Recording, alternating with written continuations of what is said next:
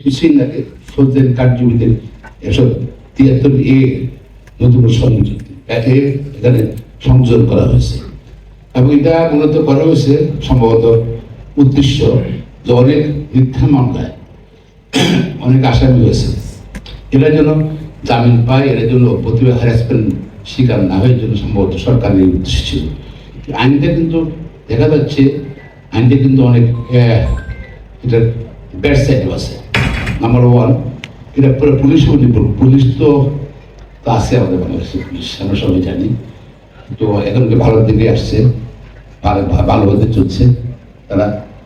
তবে এখানে পুলিশের উপরে ক্ষমতা দিয়ে দিলেন আপনি।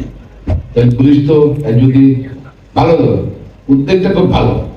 পুলিশ যদি সচেতন হবে, বাংলাদেশের আমাদের পুলিশ সম্বন্ধে যে আমাদের ধারণার মধ্যে দিয়ে ছিল সেখানে এখন পাল্টায় নাই। সুতরাং পুলিশ এখনো ক্রিমিনাল তো তার এফআইআর দিয়ে দিতে পারে, তাকে অন্তর্বর্তীকালীন চার্জশিট তার নাম্বার দিয়ে দিতে পারে, একটা বড় ব্যাংক বাদ দিয়ে দিতে পারে।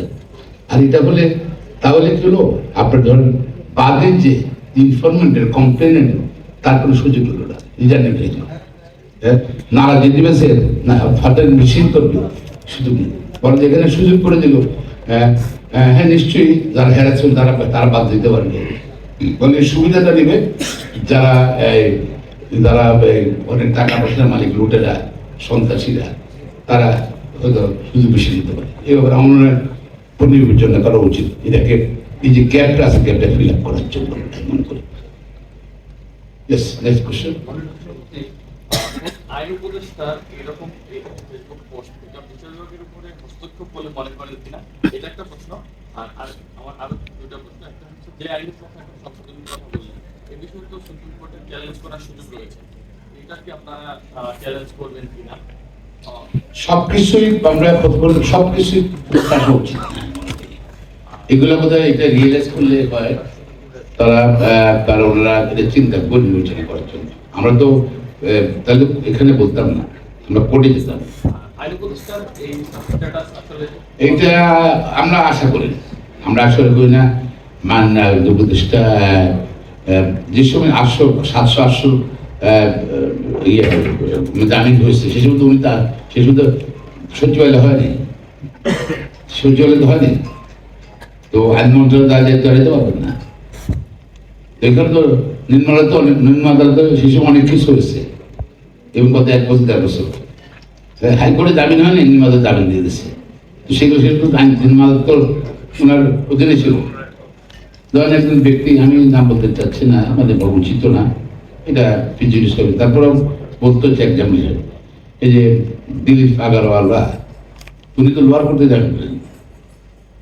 লোয়ার কোর্টে কে পেলেন জামিন? উনি তো ওনাকে হাইকোর্ট তো জামিন দিত না, হয়তোবা দিত না। এগুলো তো মানুষ বুঝে, আমার মনে মানে না। আইন উপদেষ্টা বোধ হয় আমরা এটা আশা করি না।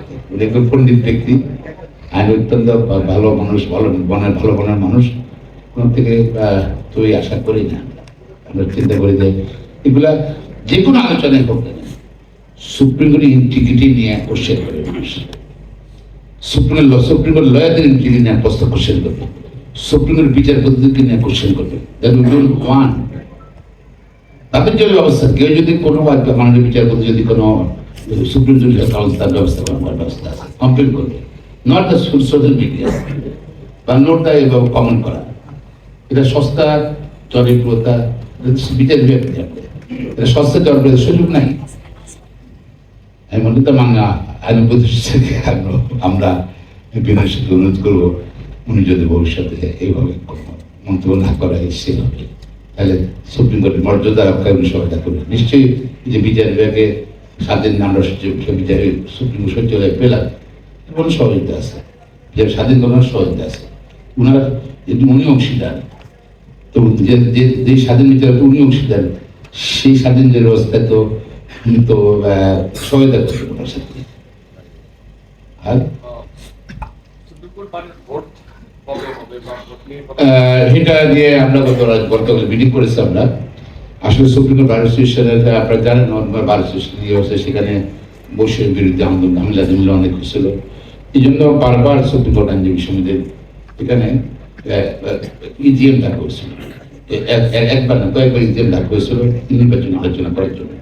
সেখানে ইজিএমই কিন্তু কোনো সর্বসর্ব সিদ্ধান্ত হয়েছে নির্বাচন সেই সময় করা উচিত হবে না, ঠিক পরিবেশটা পরিবেশটা নষ্ট হয়ে যেতে পারে বা আইন শৃঙ্খলা অবরোধ হইতে পারে, বা এখানে আইনজীবীরা কোনোরকম অন্যান্য আদালতের মতো ঘটনা করতে পারে, হ্যাঁ, এবং মব জাস্টিস হতে পারে। এইসব কারণে যদি আমি ছিলাম না, বাট আমাদের কমিটির লোকজন ছিল, সেখানে মধ্যে আইনজীবীরাই ম্যান্ডেট দিয়েছে টু কন্টিনিউ ইজিএম মাধ্যমে, এটা আমাদের কনস্টিটিউশন মধ্যে দিয়েছে। এবং এটা ধর নেক্সট যেটা এখন ইলেকশন করতে হবে, এই মেয়াদের জন্য দিয়েছে, নেক্সট ইলেকশন করতে হবে। আমরা সিদ্ধান্ত মোটামুটি নিয়েছি, আমরা সুপ্রিম কোর্ট বার স্টেশন নির্বাচন যেহেতু রোজার সময় বন্ধ থাকবে, আমরা আশা করছি যেহেতু থার্সডে ফ্রাইডে থার্সডে পরে আপনার 1 এপ্রিল কোর্ট খোলার পরে 1 এপ্রিল 2 এপ্রিল এই দুদিন সুপ্রিম কোর্ট আইনজীবী নির্বাচন অনুষ্ঠান করার জন্য নীতিগতভাবে আমরা একমত হয়েছি, এবং এটা নির্বাচন আমাদের সুপ্রিম কোর্ট বার অ্যাসোসিয়েশনের সিদ্ধান্ত। পাশাপাশি আমরা অফিসকে নির্দেশ দিয়েছি নিয়ম অনুযায়ী 7 জানুয়ারির মধ্যে খসড়া ভোটার তালিকা তারা প্রস্তুত করার জন্য, এবং সেটা খসড়া ভোটার তালিকা আমরা করবো, এবং প্রক্রিয়া ফেব্রুয়ারির মাসেই অনুষ্ঠান করবে। অর্থাৎ নির্বাচন আপনার যেহেতু বন্ধ আছে, নাহলে আমরা আরো আগে দিতে চাচ্ছিলাম, আমরা আরো আগে দিতে চেয়েছিলাম মার্চ মাসে, কিন্তু ওই ভোট বন্ধ থাকবে তো খোলার সময় দিতে হবে, এই জন্যই 1 তারিখ 2 তারিখ হতে পারে আশা করছি। ধন্যবাদ।